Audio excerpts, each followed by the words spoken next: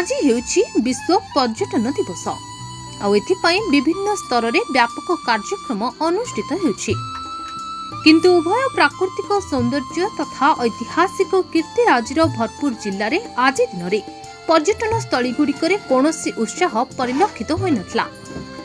ऐतिहासिक कीर्तिराजीरे भरपूर तथा प्राकृतिक सौंदर्य भरपूर बौद्ध जिला पर्यटन विभव में परिपूर्ण रही। बौद्ध जिलार रामेश्वर मंदिर सहित चारिशंभु मंदिर जातीय ऐतिह्य रूपे परिचय होइछि।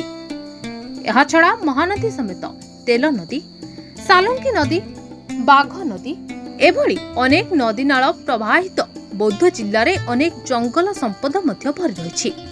एहा छड़ा बौद्ध जिले में कुंभी दरह, तांबी दरह, लता झरण, खंडिकनपा, डंबुरुगड़, नायकपड़ा गुंफा, देढ़सुर भाईबोह पहाड़, बीरामुंडा भली अनेक प्राकृतिक सौंदर्य भरपूर पर्यटन स्थली अवहेलित अवस्था पड़ रही।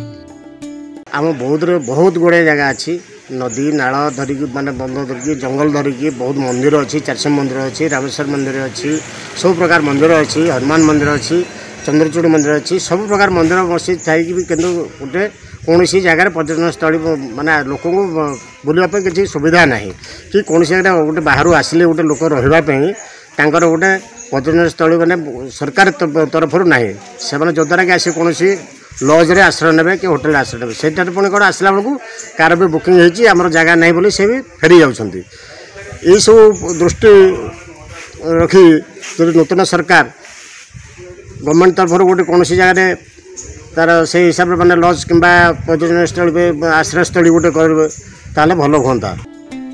अवश्य पूर्व बौद्ध जिला प्रशासन पक्षर अक्सी टूरिज्म माध्यम एभली पर्यटन स्थली को चिन्हट करी यार विकास पई उद्यम आरंभ करा जायतला किंतु वर्तमान एसबु पर्यटन स्थली गुड़िकर आवश्यक विकास न होइथिबारु पर्यटकों को एगुड़िक आकृष्ट करिपार नहीं।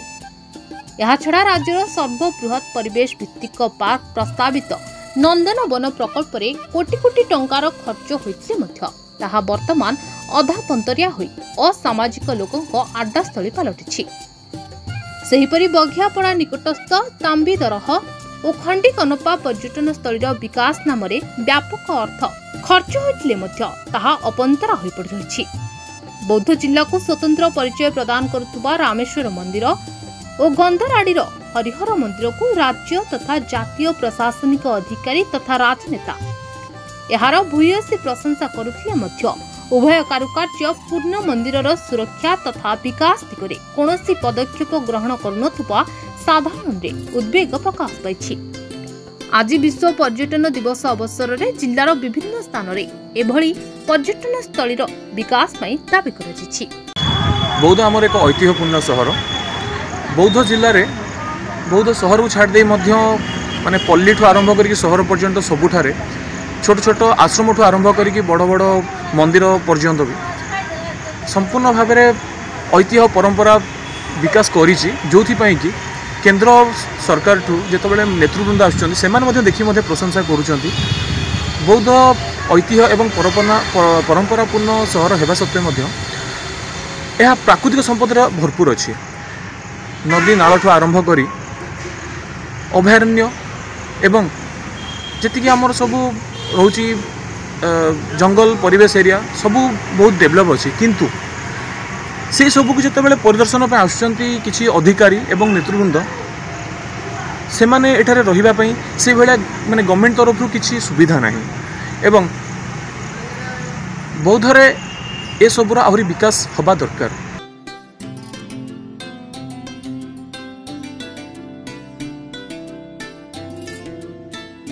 तेरे एभली किसी गुरुत्वपूर्ण खबर देखा चाहती आम चैनल को लाइक, सब्सक्राइब और शेयर करो।